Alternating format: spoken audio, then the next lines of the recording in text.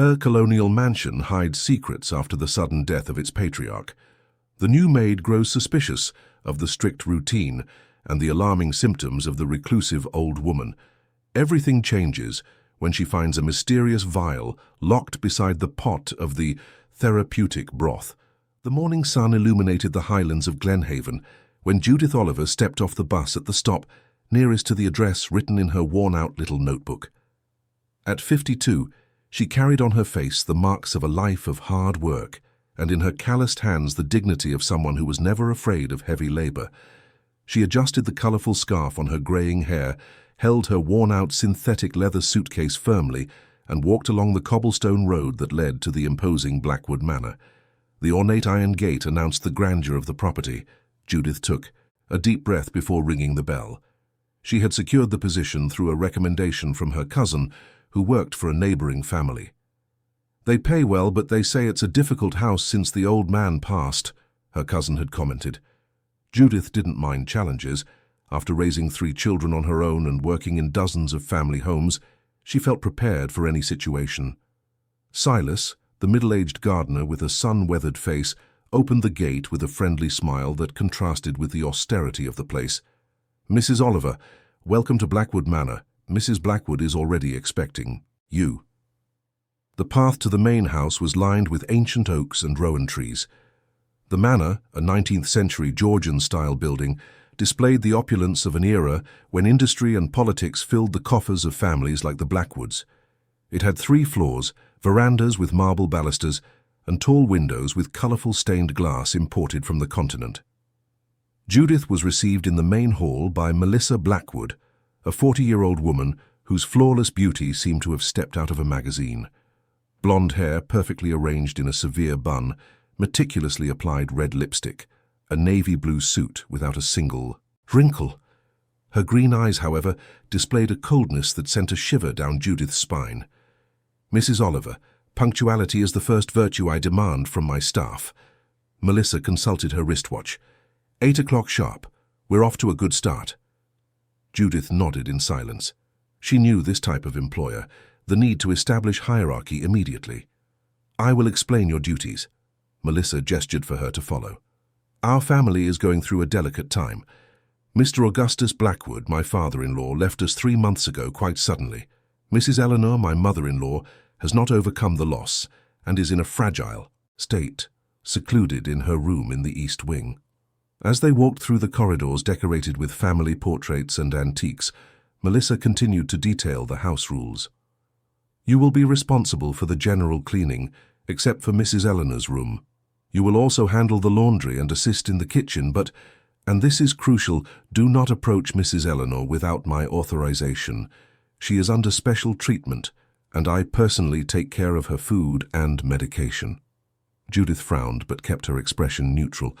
It was unusual for a daughter-in-law to exclusively manage her mother-in-law's care, especially in traditional families like this one. "You prepare her meals, ma'am?" "Only the therapeutic broth." Melissa stopped abruptly, turning to face her. "An exclusive recipe that aids in her recovery. I have a degree in nutrition, although I never practiced. Mrs. Eleanor's health is my absolute priority." At that moment, Charles, Mrs. Eleanor's son and Melissa's husband, appeared in the hallway. He was a man of 45, with graying temples and deep dark circles under his eyes that betrayed sleepless nights. His expensive suit couldn't hide his dejected posture. "Good morning, darling. This is Judith, our new staff member." Melissa introduced him, with a smile that didn't reach her eyes. "Welcome." His voice sounded tired. "We need help in this house, and especially now." Melissa shot her husband a disapproving glance. "Charles needs to rest. He is taking over the family business while his mother recovers. I'm going to the office. I have a meeting with the lawyers about those matters." Charles formally kissed his wife's cheek and nodded at Judith before leaving. Melissa continued the tour of the house, showing the modern kitchen that contrasted with the antique decor of the rest of the property. In the enormous fine wood cabinet, Judith noticed that one of the doors had a small lock. "Here we keep the special ingredients and utensils for preparing Mrs. Eleanor's therapeutic broth. This area is restricted." Melissa touched the golden key that hung from a thin chain around her neck. At 11 a.m., 3 p.m. and 7 p.m., I personally prepare the broth. No one is allowed in the kitchen during this process. Judith's room was on the 3rd floor, a simple but comfortable area with a view of the back gardens. As she organized her belongings, she heard a sad melody being played on the piano from the floor below. When she went downstairs, she found Silas changing light bulbs in the hallway. "That's Mr. Charles playing," the gardener explained in a low voice. "Every morning he plays his mother's favorite tune. Mrs. Eleanor loved the piano before. Well, before she became like this. What was Mrs. Eleanor like before?" Silas glanced around, making sure they were alone. "A lady full of life. She threw charity galas, personally tended to the rose garden, played the piano. After Mr. Augustus passed so suddenly, she was never the same. And Mrs. Melissa, well," he hesitated. "What about her?" "Nothing, nothing." Silas turned his attention back to the light bulbs. "I just found it strange how she took over everything so quickly. The will hadn't even been properly read, and she was already giving orders, reorganizing the house, dismissing the old staff, taking charge of Mrs. Eleanor." In the afternoon, while cleaning the hallway near the east wing, Judith heard raised voices coming from the office. The door was ajar, and she couldn't help but overhear. "We need to know when the money will be available, Charles. The bills are piling up." "Melissa, I've already explained. My father's will is in probate. Half of the assets go to my mother, the other half to me. I can only access my share when everything is official." "And how long will that take? That old woman is—" The voice cut off abruptly as Melissa noticed the ajar door. With quick steps, she slammed it shut. During dinner, served in the grand dining room with crystal chandeliers and centuries-old silverware, Judith observed the family dynamic. Charles barely touched his food. Melissa, impeccable in a burgundy dress, dominated the conversation with plans to renovate the west wing of the house. "And what about your mother?" Charles asked, interrupting his wife's monologue. "Stable as always." Melissa smiled, standing up to get a silver tray with a covered porcelain bowl. "I'm taking her broth to her now." "Can I see her tonight?" "Better not, darling. The doctor recommended absolute rest. You know how agitated she gets with visitors."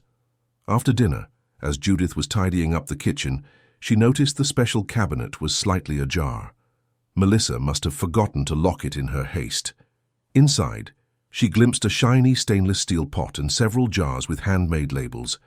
One of them, containing an amber liquid, caught her attention due to the handwritten label, "Special Supplement for Exclusive Use." Before she could observe further, she heard footsteps in the hallway. She quickly moved away, pretending to clean the silverware. Melissa entered hurriedly, locking the cabinet with a suspicious glance at Judith. "It's late, Judith. We start at 6 tomorrow." That night, lying in her room under the dim light of the lamp, Judith couldn't get Silas's words, Melissa's controlling behavior, and Mrs. Eleanor's absence out of her head. Something didn't add up in this imposing manor, hidden among the mists of the Scottish Highlands. When the old grandfather clock in the hall chimed 3 times in the dead of night, a low, anguished moan echoed through the corridors. Judith opened her eyes in the darkness, certain it wasn't just the wind in the centuries-old windows of Blackwood Manor. If this story has intrigued you, don't forget to subscribe to our channel and tell us what city you're watching from. Continuing. The anguished sound that woke Judith in the middle of the night haunted her throughout the following morning. As she prepared breakfast for Charles, who left early for his office in downtown Glenhaven, she couldn't shake the feeling that something was very wrong in that manor. "Sleep well, Judith?" asked Silas, entering through the back door with a basket of fresh fruit from the orchard. "I heard some strange noises last night," she commented, testing the gardener's reaction. "Like a moan." Silas lowered his eyes, placing the fruit on the marble countertop. "Old houses have their own voices," he replied evasively. "But if you heard something coming from the east wing, well, Mrs. Eleanor hasn't been having an easy time." "How long has she been like this?" "Since Mr. Augustus." He hesitated. "Left us. 3 months. But in the last few weeks it's gotten much worse. She used to come out to the veranda, now she just stays in her room." Charles entered the kitchen, adjusting his tie, interrupting the conversation. Judith noticed how lost his gaze seemed, the dark circles under his eyes deeper than the day before. Your coffee, sir. She served a steaming cup. Thank you, Judith.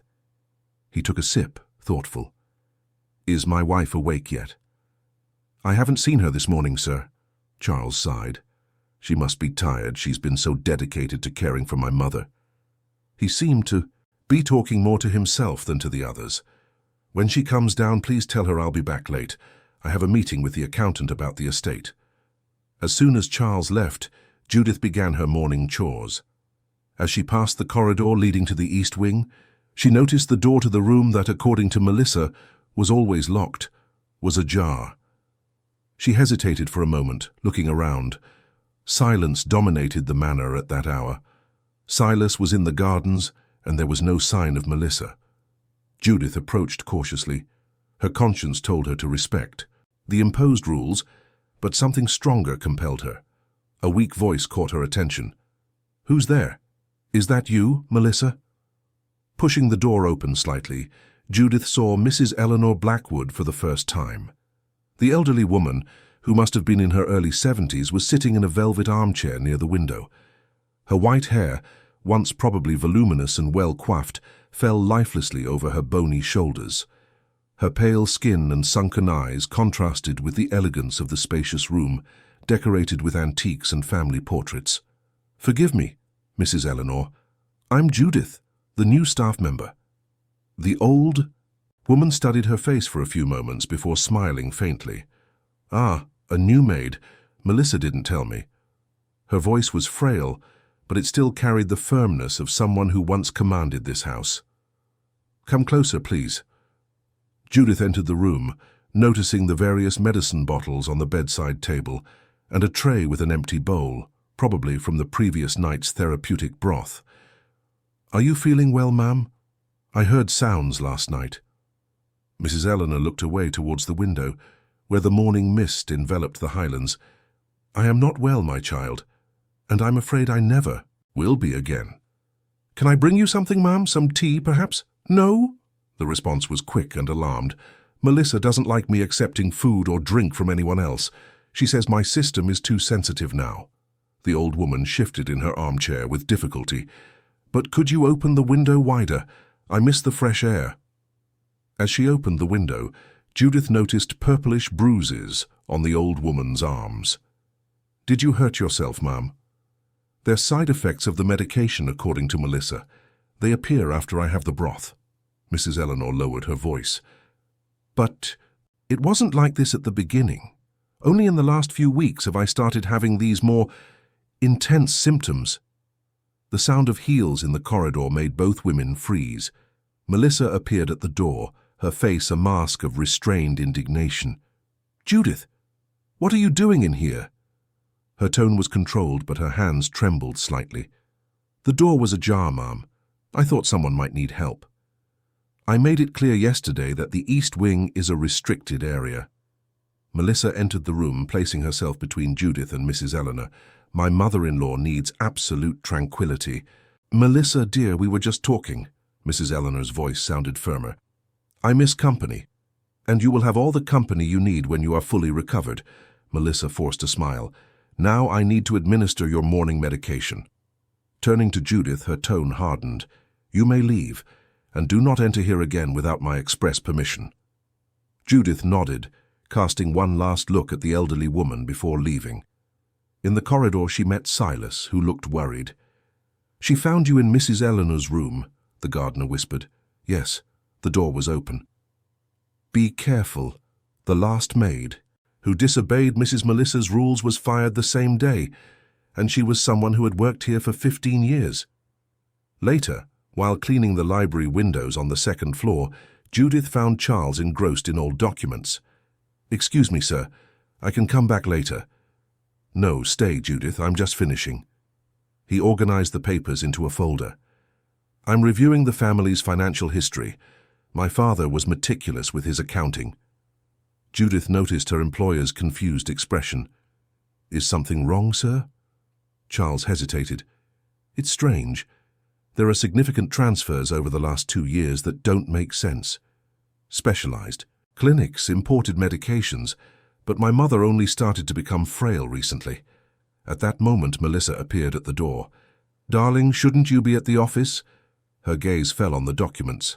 What are you doing? Just organizing my father's papers. Charles quickly closed the folder.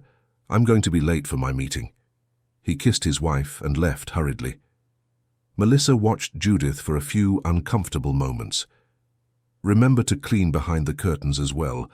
The previous ones let a lot of dust accumulate. After lunch, which Judith served only to Melissa, Charles had stayed in town, she observed her employer preparing the famous therapeutic broth. Melissa locked the kitchen, but Judith managed to peek through the small internal window that looked into the pantry. With meticulous movements, Melissa removed the special pot from the locked cabinet, along with several jars. She prepared a vegetable base, added herbs, and finally, a few drops of an amber liquid from the bottle labeled Special Supplement. When finished, she transferred the broth to the porcelain bowl, covered it, and placed it on the silver tray with golden cutlery. That night, Judith was awakened again by the moans, now more intense. Unable to ignore them, she got up silently. The corridor was dark, lit only by the moonlight filtering through the tall windows. Following the sound, she reached the door of Mrs. Eleanor's room. This time it was locked, but the sounds of suffering were unmistakable. She looked around, desperate, until she noticed a small decorative key hanging with other objects on a nearby table, probably a copy Melissa had forgotten.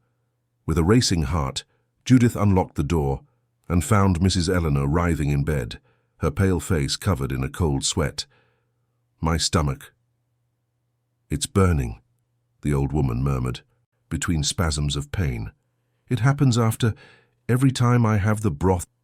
Judith helped her sit up, offering water in small sips. "Do you think there's something wrong with the broth?" Mrs. Eleanor gripped her arm with surprising strength. "It's not the first time. It was like this with Augustus, too. The special broth she prepared just for him. After a few weeks, he just—" Tears streamed down her wrinkled face. "And now it's my turn. She's doing the same thing to me." "Are you saying that Melissa is poisoning you?" Judith asked, shocked. "At first I thought it was my imagination, that grief was making me see things. But now I'm sure. The same symptoms Augustus had. Pain, weakness, skin blemishes." The old woman pointed to the empty bowl on the bedside table. "Every day I get weaker after drinking this. I'm afraid to fall asleep and never wake up." Judith felt a chill run down her spine. Why would she do this? "The money, my child. It was always the money. She came from nothing, won over my son, and now she wants everything. With Augustus out of the way, only Charles and I are left, and I'm the only one who truly knows her." Before Judith could respond, they heard footsteps in the corridor. Quickly, she helped Mrs. Eleanor lie down and hid behind the heavy curtains. Melissa entered, wearing a silk robe, and approached the bed. She checked Mrs. Eleanor's pulse and smiled upon seeing her with her eyes closed, pretending to sleep. She picked up the empty bowl and left, locking the door again. Judith waited a few minutes before emerging from her hiding place. Mrs. Eleanor opened her eyes, fear evident in her gaze. "Please help me," the old woman pleaded. "I can't keep drinking that broth. I feel I won't last much longer." "I will help you, Mrs. Eleanor," Judith promised, determined, "but I need to find out what's really in that broth, and I'm going to need help." Leaving the room, returning the key to its place, Judith knew she had crossed a line. Blackwood Manor held dark secrets within its centuries-old walls, and now she was part of them. The next morning, Judith waited for the moment Melissa left for her water aerobics session, a commitment that, according to Silas, was sacred on Tuesdays and Thursdays. With Charles at the office, the manor was left in the care of only her and the gardener. "Silas, I need a favor," she said, finding him among the rose bushes in the garden. "Do you know a trustworthy nurse or pharmacist here in Glenhaven?" The gardener raised his eyebrows, leaning on his spade. "I do. My niece, Catherine Oliver. She works at the municipal hospital. Why?" "It's confidential," Judith replied, looking nervously towards the house. "Can I trust her? And you?" Silas stared at her intently. "Something is happening here, isn't it? Something related to Mrs. Eleanor." Judith nodded. "I have serious suspicions, but I need confirmation." I've worked for the Blackwoods for 30 years. I watched Charles grow up. I tended the rose garden Mrs. Eleanor loves so much. Mr. Augustus helped me when my wife fell ill. His voice broke. But since he passed and that woman took control, nothing has been the same. I need to check what's inside that amber bottle in the kitchen cabinet, the so-called special supplement she puts in the broth. Silas looked at the mansion with a grim expression. She leaves every Thursday at 9 and returns at noon. The cabinet is locked, but he reached into the pocket of his worn trousers and pulled out a ring of old keys. I have access to almost every lock in this house. Part of my job is maintenance. At 9:15 on Thursday morning, with Melissa already on her way to the club and Charles at the office, Judith and Silas entered the kitchen. With trembling hands, the gardener tried several keys on the special cabinet's lock until one of them, small and golden, turned with a soft click. Inside, just as Judith had seen, were the gleaming stainless steel pot, several packages of herbs and spices with handwritten labels, and the mysterious bottles. She carefully picked up the amber bottle inscribed "Special Supplement," studying the viscous liquid against the light. "There's no pharmaceutical identification, no list of ingredients, nothing," she observed. "How are you going to test this?" asked Silas nervously, frequently glancing at the door. "Can your niece help us?" "I'll call her right now." While Silas made the call from the pantry's landline, Judith used a clean dropper to transfer a small sample of the liquid into an empty vial she had brought. Then she returned everything to its exact original position and locked the cabinet. Catherine. Oliver, a woman in her early 30s with a white coat and a sharp gaze, met them late that afternoon at the back of the property, where an old gazebo, almost hidden among rowan trees, offered privacy. "Uncle Silas said it was urgent," she commented, adjusting her colourful framed glasses. "What's this about?"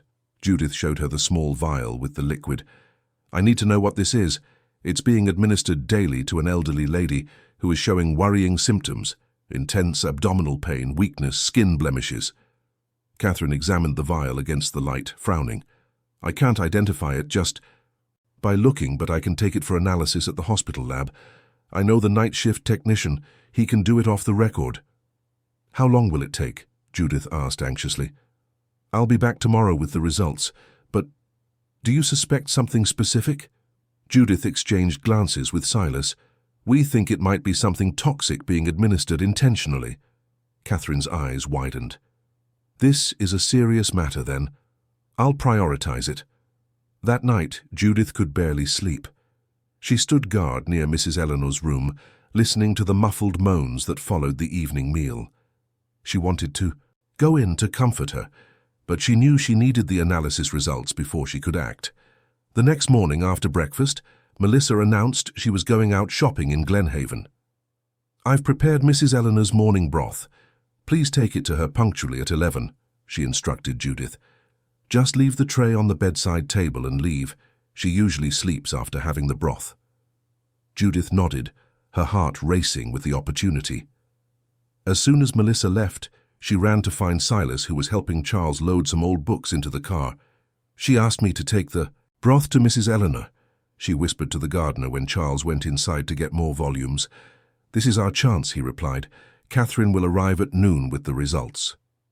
When Charles also departed, Judith looked at the silver tray on the kitchen counter. The covered porcelain bowl contained the broth that, according to Mrs. Eleanor, was progressively weakening her. An idea formed in her mind.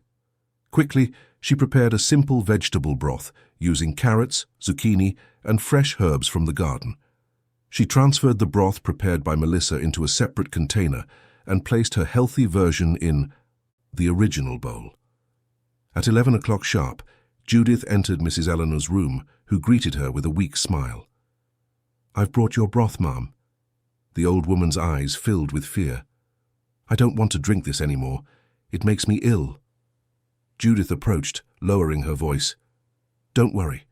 This one is different. I made it myself with fresh vegetables from the garden." Mrs. Eleanor's expression wavered between hope and suspicion. "How can I be sure?" "Look." Judith tasted a spoonful of the broth. "We're investigating what's in the other one. Trust me." With trembling hands, the old woman accepted the broth, savoring each spoonful with growing relief. "It's been so long since I've tasted real food," she commented, with tears in her eyes. At 12:15, Catherine arrived at the manor, looking agitated.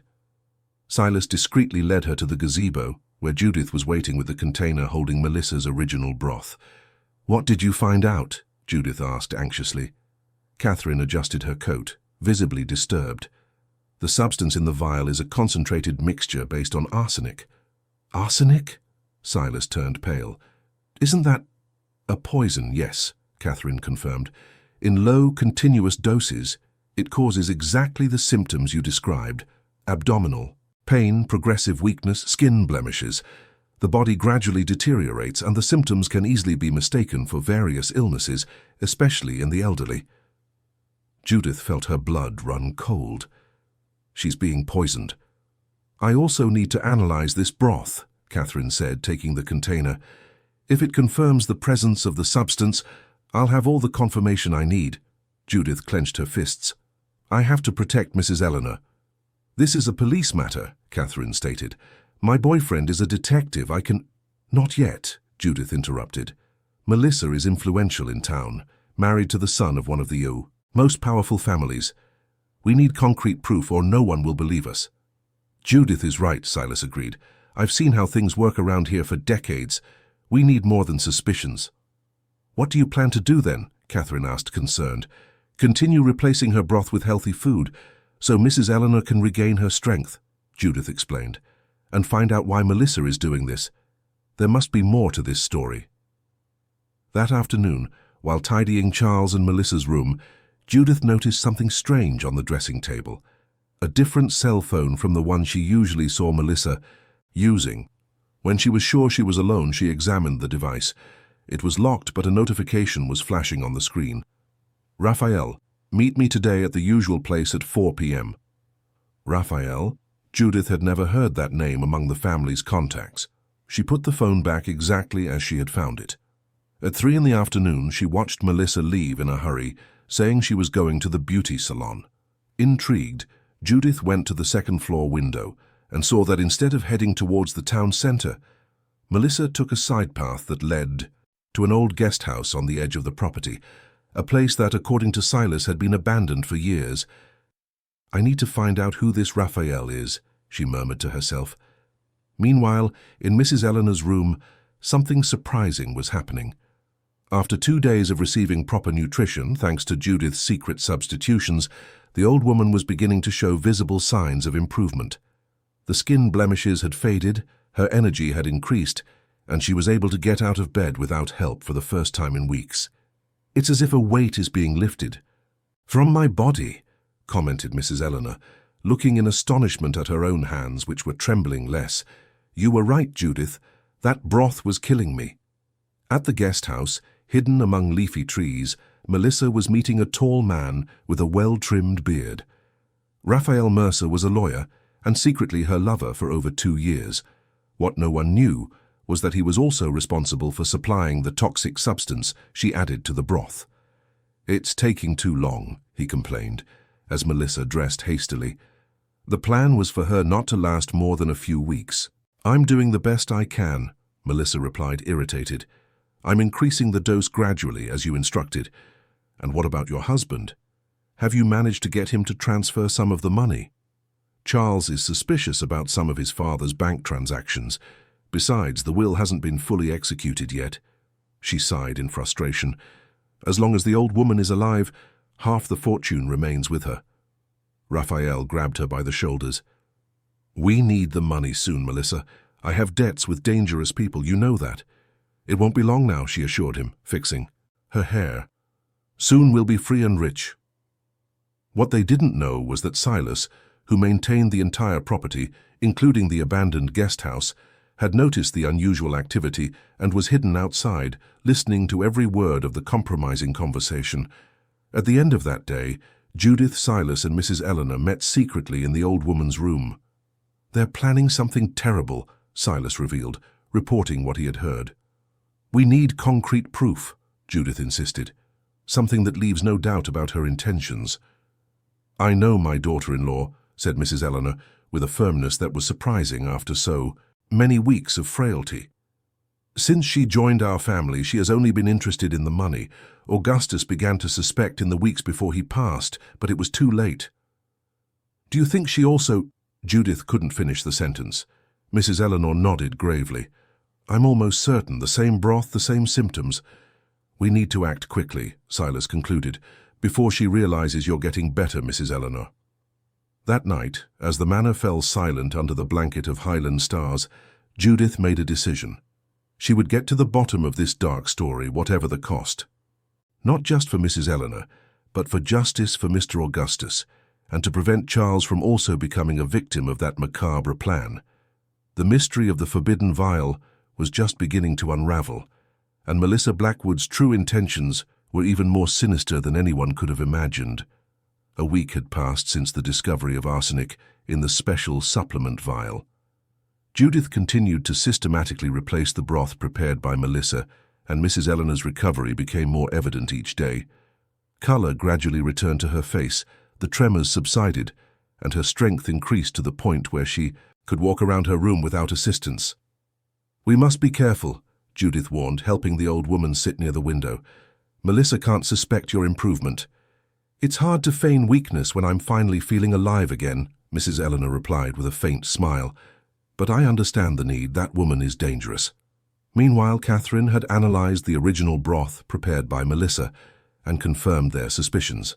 It contained significant traces of arsenic in a dose calculated to cause gradual deterioration without raising immediate suspicion. "Judith, this can't go on," Catherine insisted during a meeting at the gazebo. "We have enough evidence to involve the authorities."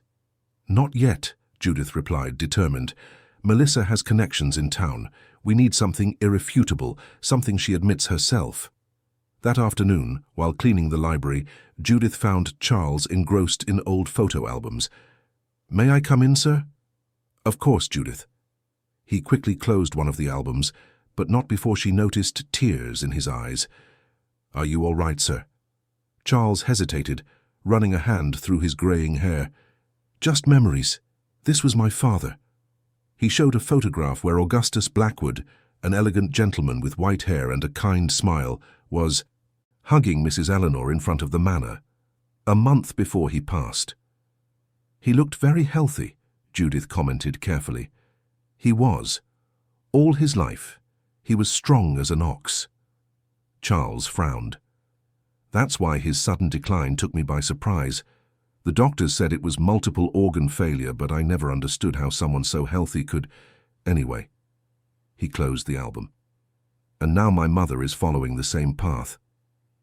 "Do you visit your mother often, sir?" The question seemed to hit him like a blow. "Melissa says visitors upset her, that the doctor recommended isolation. I trust her judgment. After all, she dedicates herself entirely to my mother's care." He sighed. "Sometimes I feel I should insist more, but Melissa has always been persuasive." "I understand."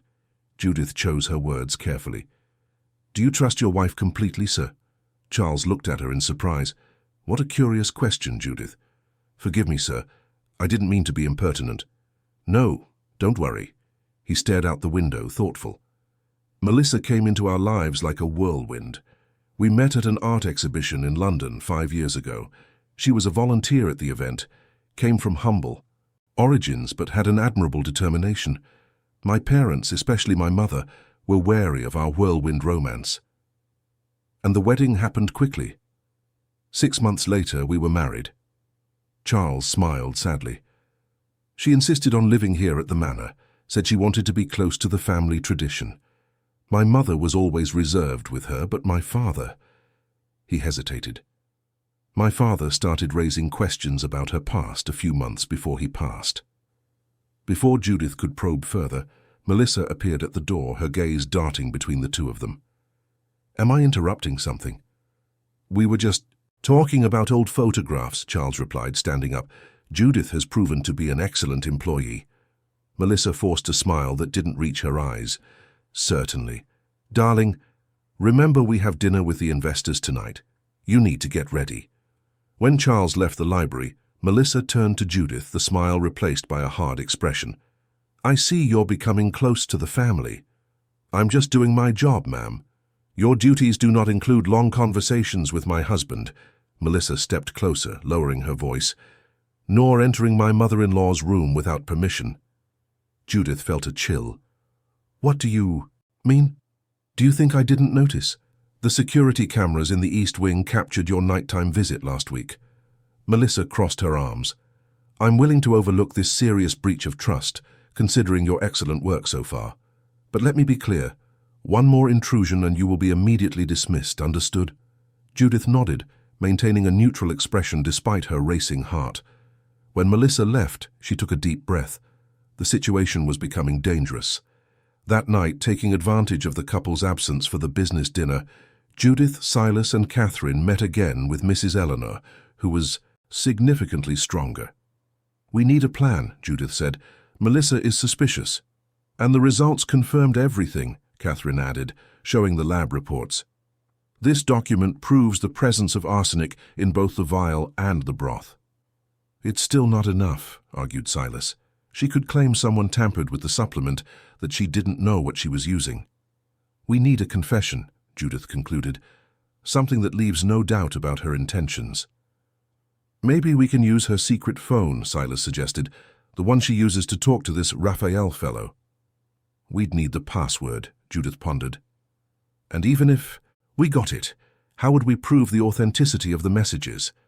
Mrs. Eleanor, who had been listening in silence, stood up with surprising determination. "I have an idea. We'll use her greed against her." 2 days later, Charles received an urgent call from the family accountant. He needed to travel to London immediately to resolve matters concerning his father's estate. Melissa, seeing the perfect opportunity to advance her plans, readily agreed that he should go. "Stay as long as you need, darling," she said, kissing him goodbye. "I'll take care of everything here."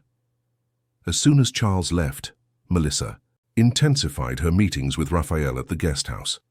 What she didn't know was that Judith, with Silas's help, had installed a small recording device inside a flower pot that decorated the central table. On a rainy afternoon, typical of the Scottish Highlands, Judith stealthily approached the abandoned house.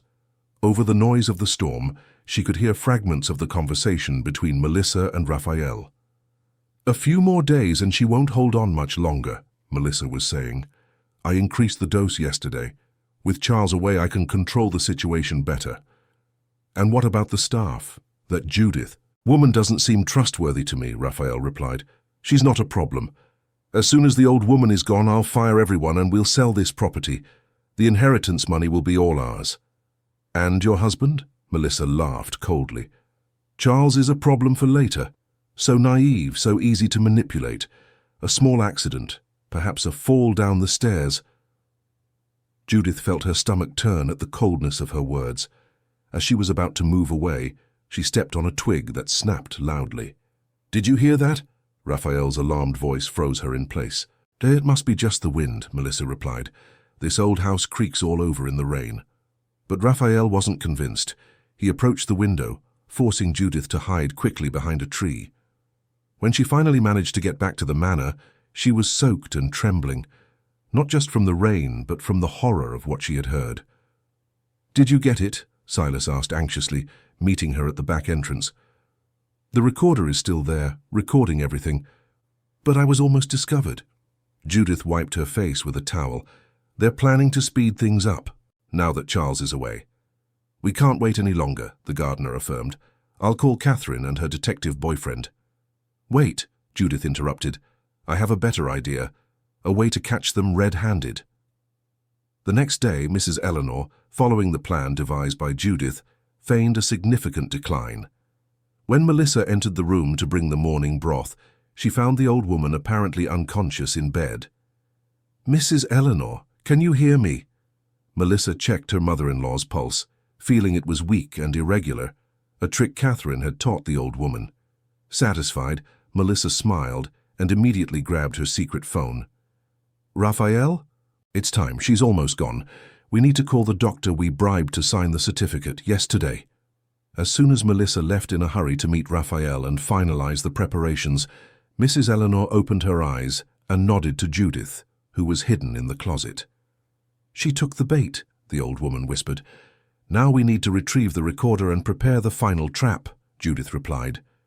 Meanwhile, Silas strategically positioned small cameras borrowed from Catherine in key spots around the manor: the kitchen where Melissa prepared the broth, the cabinet with the arsenic vial, and the office where the inheritance documents would surely be discussed.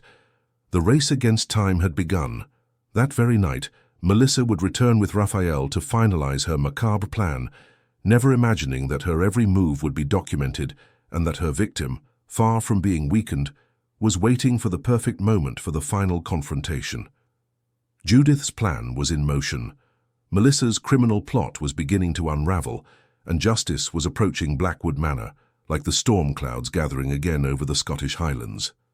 The storm raging over Glenhaven seemed to mirror the tension that hung in the air at Blackwood Manor. Lightning momentarily illuminated the old rooms, casting unsettling shadows on the walls. Judith was finalizing the preparations for the plan they had meticulously orchestrated.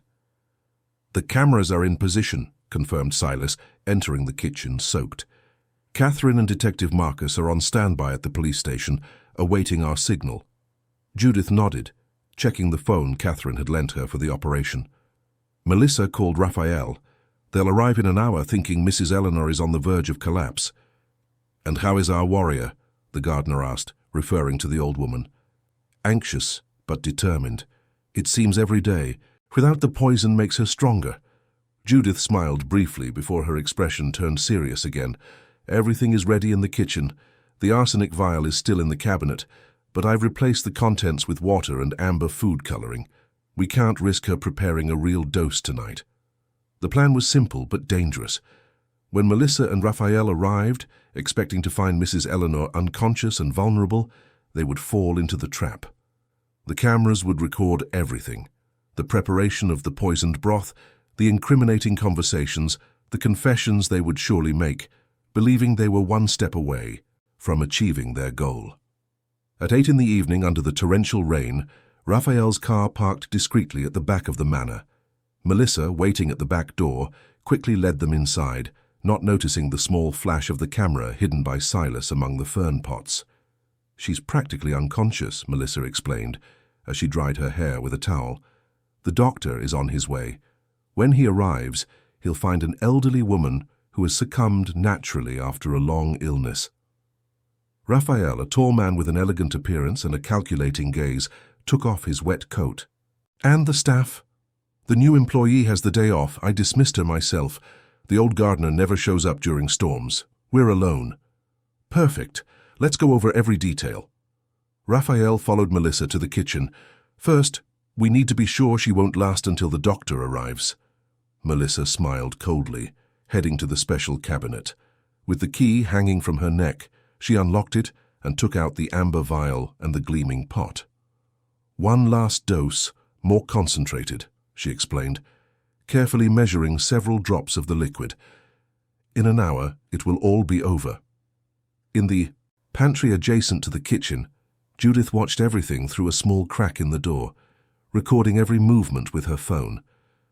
Her heart was beating so hard she feared it could be heard. "And the documents?" asked Raphael, approaching to watch the broth preparation. "I've organized everything. I have the powers of attorney Charles signed before he left, giving me authority to manage the family assets during his absence." Melissa mixed the ingredients in the pot with precise movements. "As soon as the death certificate is issued, we can start transferring the assets. The will leaves half to her, half to Charles. And your husband? Do you still plan to—" Raphael made a significant gesture. "Charles is a problem for later," Melissa replied, transferring the broth to the porcelain bowl. "First the old woman, then him. One step at a time."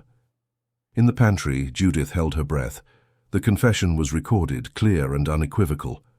Melissa placed the bowl on the silver tray with the usual golden cutlery. "Let's go. It's time to make sure she drinks every last drop."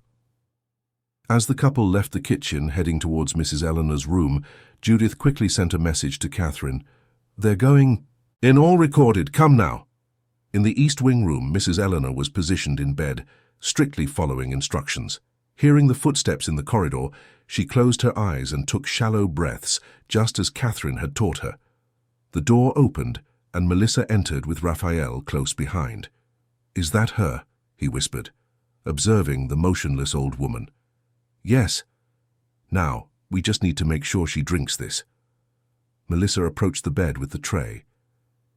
"Mrs. Eleanor, I need you to take your medicine." No response. Melissa placed the tray on the bedside table and touched her mother-in-law's face. "She's semi-conscious, we'll have to help her." With calculated care, Melissa slightly raised Mrs. Eleanor's head and brought the spoon with the broth to her lips. "Come on, just one more dose." It was at that moment that Mrs. Eleanor's eyes snapped open, startling Melissa, who dropped the spoon. "What? You were awake?" the daughter-in-law stammered, taking a step back. "Long enough to hear your plans, Melissa," Mrs. Eleanor replied, sitting up in bed with a strength that surprised them both. Raphael took a threatening step forward. "What is the meaning of this?" "It means you've been discovered," replied Judith, entering the room with her phone in hand, still recording. "Every word, every drop of poison, every plan to eliminate Mrs. Eleanor and then Charles. It's all recorded." Melissa turned pale. "You don't understand. She's delirious, confused." "Is the arsenic in your locked cabinet also confused?" Judith retorted. "Or the lab report confirming the substance in the broth? Or the recordings of your conversations with Raphael at the guest house?" "You meddling maid!" Melissa lunged towards Judith but was restrained by Silas, who entered the room at that moment. "It's over, Melissa," the gardener said, holding her firmly. "The police are on their way." Raphael, realizing the gravity of the situation, tried to run. He sprinted down the corridor towards the main staircase, but was surprised by Charles, who was coming up the steps with an astonished expression. "Charles!" exclaimed Raphael, stopping abruptly. "It's not what it looks like." "I heard everything, Raphael," Charles replied, his voice trembling with contained rage. "I was on the phone with Judith during your entire confession. I arrived 20 minutes ago and hid in the library, listening to every word." In the room, Melissa struggled to break free from Silas. "Charles will believe me. It's a maid's word against mine." "Actually," intervened Catherine, entering the room accompanied by Detective Marcus Riley, "it's your own word against yourself. We have everything on tape, Melissa. Every confession, every detail of your plan." Detective Riley, a middle-aged man with a stern expression, approached Melissa. "Melissa Blackwood, you are under arrest on charges of attempted murder, adulteration of a food substance, and conspiracy. You have the right to remain silent." As the detective recited her rights, Melissa stared in disbelief at her husband, who was now standing at the bedroom door, his face a mask of pain and disappointment. "Charles, you don't understand. I did it for us." "You tried to kill my mother," he replied, his voice choked with emotion. "And you plan to do the same to me. What kind of monster are you?" Detective Riley led Melissa out of the room, while other officers who had arrived escorted Raphael. The rain had subsided but was still falling persistently on the manor, as if nature wanted to wash away all the evil that had permeated those historic walls. In the room, Charles knelt beside Mrs. Eleanor's bed, holding her hands tenderly. "Mother, forgive me for not realizing, for bringing that woman into our lives." "Don't blame yourself, my son," she replied, stroking his face. "She deceived us all. But it's over now, thanks to Judith." Charles turned to the maid, who was watching the scene with tears in her eyes. "How can I ever repay you for what you've done for my family?" "I was just doing my duty, sir," Judith replied humbly. "I couldn't allow such an injustice." In the following days, the story of Blackwood Manor dominated the local news. The investigation revealed even darker details. Melissa Montgomery, her real surname as she used a false name, had a police record in other counties, always for scams involving the elderly. Raphael, her accomplice and longtime lover, was an unscrupulous lawyer specializing in document forgery and inheritance fraud. The exhumation of Augustus Blackwood's body confirmed what Mrs. Eleanor had suspected. He too had been poisoned with arsenic, in increasing doses that culminated in his sudden passing. The original medical report, which stated natural causes, had been forged by a corrupt doctor who also ended up being indicted. A week after Melissa and Raphael's arrest, Charles gathered all the manor's staff in the main hall. "I want to thank each and every one of you," he began, visibly moved. "Especially you, Judith, who risked your job and your safety to save my mother. And you, Silas, loyal to our family for so many years. And Catherine, who helped us with her medical knowledge." Mrs. Eleanor, sitting in her favorite armchair, looked rejuvenated. Her cheeks had regained their color, and her eyes sparkled with renewed vitality. "Judith will no longer be just an employee in this house," the old woman announced firmly. "I have invited her to be our official housekeeper, with double the salary and a permanent place in our family." Judith moved, couldn't find the words to express her gratitude. The family she had saved was now welcoming her as one of their own. Meanwhile, in HMP Bronzefield, Melissa faced the harsh reality of her new life. Without makeup, without jewelry, without the luxury she had grown accustomed to, she was just another inmate awaiting trial. The evidence against her and Raphael was overwhelming, and the prosecutor had already announced they would seek the maximum sentence. Blackwood Manor slowly came back to life. The curtains, closed for so long, were opened to let in the sunlight. The piano, silent since Mrs. Eleanor's decline, was played again every afternoon, and in the garden the rose bushes she loved so much bloomed again under Silas's dedicated care. The truth had prevailed. Justice, though delayed, had finally reached those who tried to destroy a family for greed. And at the center of this victory was Judith Oliver, a simple woman whose courage and integrity proved stronger than all of Melissa's machinations. A year passed since the events that forever transformed Blackwood Manor. Spring had come again to Glenhaven, covering the property's gardens with yellow laburnum blossoms and rowan trees laden with berries. From the main veranda, Mrs. Eleanor watched the birds flitting among the trees, her serene face reflecting her regained peace. "Tea is served, Mrs. Eleanor," Judith announced, bringing a tray with fresh tea, scones, and seasonal fruits. "Thank you, my dear." The old woman smiled, indicating the chair beside her. "Sit with me. It's too beautiful a day to be enjoyed alone." Judith settled in, pouring tea for them both. Her status in the house had completely changed, from a newly hired maid to a respected housekeeper, and more importantly, a close family friend. She now wore better quality clothes, gifts from Mrs. Eleanor, though she kept the same colorful scarf in her hair, a symbol of her origins she refused to abandon. "The trial ends today," Mrs. Eleanor commented, her gaze turning to the distant highlands. "Charles has already left for the courthouse." "Are you nervous?" "Curiously, no." The old woman sipped her tea. "Man's justice will run its course. Melissa and Raphael will pay for their crimes. But true justice was already served when I got my life and my family back." The trial of Melissa Montgomery and Raphael Mercer had dominated the news for weeks. The evidence was irrefutable. Recordings, the arsenic found in the vial, the broth analysis, the reports from Augustus Blackwood's exhumation, and the confessions of third parties involved, like the doctor who had forged the death certificate. During the investigations, dark details of Melissa's past came to light. Her real name was Milena Souza, from Liverpool, with an extensive criminal record including fraud and identity theft. Raphael had been her accomplice for over a decade, and together they had carried out similar scams on at least 3 other wealthy families across the country. "I received a call from a lady in Edinburgh yesterday," Mrs. Eleanor recounted. "Rita Silvera. She lost her husband 5 years ago under circumstances very similar to Augustus's. Melissa, or Milena, worked as his private nurse."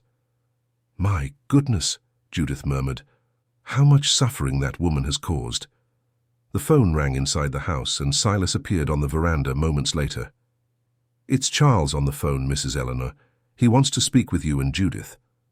The 2 women exchanged a look and hurried to the office where the phone was off the hook. Mrs. Eleanor activated the speakerphone. "Charles? We're here, Judith and I." "It's over," he announced, his voice choked with emotion. "Guilty on all charges. 30 years in prison for each of them with no chance of parole." A significant silence hung between them. It wasn't a celebration, but the closing of a painful chapter. "I'm coming home," Charles continued. "We have a lot to talk about regarding the future." When they hung up, Mrs. Eleanor held Judith's hands firmly. "It's time to turn pain into purpose, don't you think?" That afternoon, when Charles returned from the court, a small meeting was taking place in the manor's living room. Besides Judith, Silas, and Mrs. Eleanor, Catherine, her detective boyfriend Marcus, and a few other people Judith didn't know were present. "I want to introduce everyone to Dr. Patricia Campos," said Charles, indicating a middle-aged woman with curly grey hair and a determined expression. "She coordinates the NGO The Guardians, which works with female victims of domestic violence and vulnerable elderly people." Patricia smiled, stepping forward to shake Judith's hand. "Charles and Mrs. Eleanor told me about your courage, Mrs. Oliver. It's an honor to meet you." "The pleasure is mine," Judith replied, intrigued, "but I don't quite understand the reason for this meeting." Mrs. Eleanor spoke up. "After everything that has happened, Charles and I concluded that this manor is too large just for us, and that the Blackwood fortune could have a greater purpose." Charles continued, "We've decided to transform the East Wing, where my mother was confined for so long, into a support center for female victims of violence and vulnerable seniors. A safe space where they can receive legal, psychological, and social assistance." "The Judith Oliver Center," Mrs. Eleanor completed with a smile for the astonished housekeeper. "What?" Judith brought her hands to her mouth, her eyes welling up. "I don't deserve such an honor." "No one deserves it more," Charles affirmed with conviction. "Your courage saved not only my mother, but potentially many other victims Melissa could have made in the future. We want your story to inspire others to act when they witness injustice." In the months that followed, Blackwood Manor was transformed. The East Wing was completely renovated. Where Mrs. Eleanor's lonely room once stood, there were now counseling rooms, temporary dormitories for women at risk, and a community center for the elderly. The opening of the Judith Oliver Center attracted officials, the press, and hundreds of visitors. In the center of the main hall, in a glass dome, was the stainless steel pot Melissa had used to prepare the poisoned broth, accompanied by a plaque that read, "A reminder that evil can be overcome when there is courage and truth." Judith, dressed in a navy blue suit, a gift from Mrs. Eleanor for the occasion, felt out of place with so much attention. Accustomed to serving behind the scenes, she was now the center of attention. "How does it feel to be a symbol of resistance?" a reporter asked, approaching with a microphone. "I don't see myself as a symbol of anything," Judith replied simply. "I just did what any decent person would do, protect someone who was being harmed." Later, when the crowd thinned, Judith found Silas in the garden, tending to a new rose bed planted especially for the center. "Who would have thought, eh, Judith?" he commented with a broad smile. "From maid to director of a social center. That's quite a turnaround." "I still feel like the same person," she replied, helping him water the flowers. "I just have more resources now to make a difference." The sun began to set behind the highlands, painting the Glenhaven sky with orange hues. On the terrace, Mrs. Eleanor and Charles talked in low voices, their profiles silhouetted against the horizon like guardians of the manor. That same evening, after the last guests had left, a small private ceremony was held in the gazebo, illuminated by lanterns. Catherine and Marcus, who had gotten engaged during the year, were celebrating their wedding in an intimate ceremony with only their closest friends, those who had shared the journey of discovery and justice at Blackwood Manor. To everyone's surprise, especially Judith's, Charles asked to speak during the toast. "A year ago, when my life fell apart with the discovery of Melissa's betrayal, I thought I would never trust anyone again," he began, his voice firm despite the evident emotion. "But over these months, reconnecting with my mother and working side by side with Judith on creating the center, I've discovered there is far more kindness in the world than we imagine." He turned to Judith, gently taking her hand. "We started as employer and employee, but fate brought us together in ways we could never have foreseen. Your strength, your integrity, and your compassion brought light back into my life." A surprised murmur went through the guests as Charles knelt, taking a small box from his pocket. "Judith Oliver, I know this might be too soon, and that I come from a marriage that left deep scars, but would you do me the honor of sharing your life with me? Not as an employee, nor as a friend, but as my partner." Judith, usually so firm and decisive, felt her legs weaken. She looked at Mrs. Eleanor, fearing her disapproval, but found only an encouraging smile and eyes shining with restrained tears. "I always dreamed of having a daughter like you," the old woman said, nodding in approval. With her heart overflowing with emotion, Judith turned to Charles. "Yes," she replied simply, unable to form more words in that overwhelming moment. The small group applauded enthusiastically as Charles placed the ring, a delicate piece with a single sapphire, on Judith's finger. It wasn't ostentatious like the jewels Melissa used to flaunt, but it carried a much deeper symbolism. It represented a new beginning based on true values. 6 months later, Blackwood Manor welcomed its first residents, 3 women with their children, fleeing situations of domestic violence, and 2 elderly individuals who had been victims of neglect. Judith, now officially engaged to Charles, personally coordinated their reception. "This place has seen a lot of pain," she told the new residents as she led them through the renovated corridors. "But we've learned that even the most intense suffering can be transformed into purpose when there is solidarity." The center grew rapidly, becoming a national reference for shelter and social reintegration. The story of the manor and the maid who unmasked a ruthless criminal was documented and turned into a book, inspiring other similar initiatives across the country. On a sunny afternoon, as Judith organized the center's library, she found an old photo album of the Blackwood family. Among the time-yellowed images, one in particular caught her eye. A young Augustus and Eleanor, hand in hand in the manor's garden, surrounded by flowering trees. "He would be proud," said Mrs. Eleanor, who had entered the library silently, "of the center, of Charles, of you, and of everything we've built from the ashes of tragedy." Judith hugged the old woman, who had become the mother she had lost too soon. "Do you think we did it? Completely transformed the meaning of this place?" "Without a doubt." Mrs. Eleanor smiled, pointing through the window to the garden where Charles was chatting animatedly with a group of newly arrived children. "Where there were once secrets and betrayals, there is now transparency and welcome. Where silence hid evil, voices now rise in search of justice."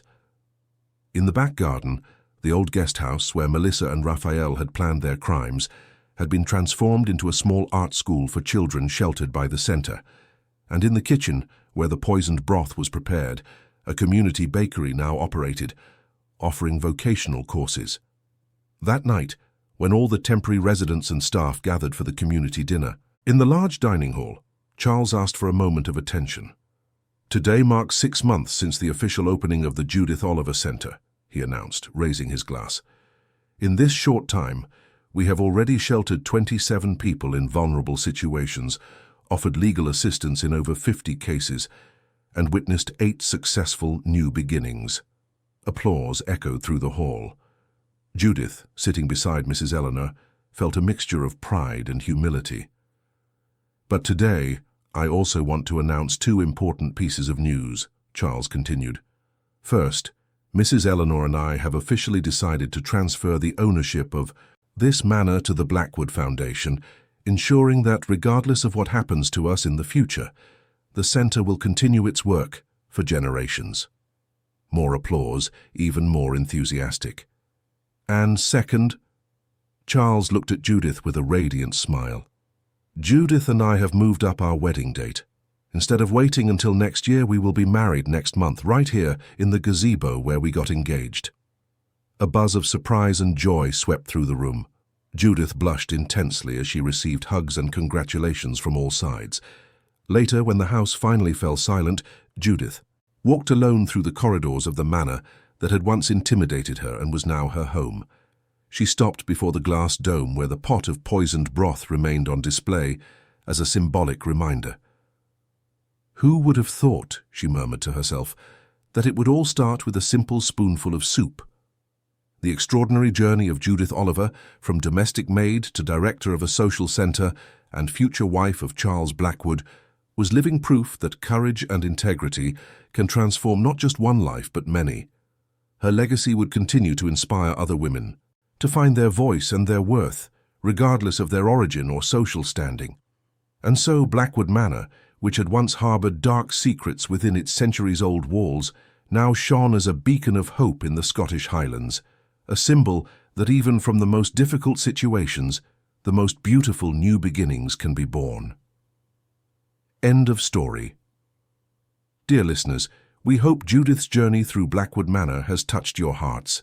A simple domestic maid who, with courage and determination, unraveled a sinister plot and transformed not only her own life, but the lives of many others. To continue experiencing emotions like this, we have a special playlist with other inspiring stories of overcoming adversity and new beginnings. Find it by clicking here on the side.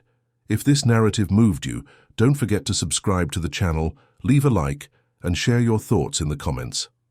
Every day we bring new stories that explore the depth of human feelings and the transformative power of small gestures. Until our next meeting, where another emotional story awaits you,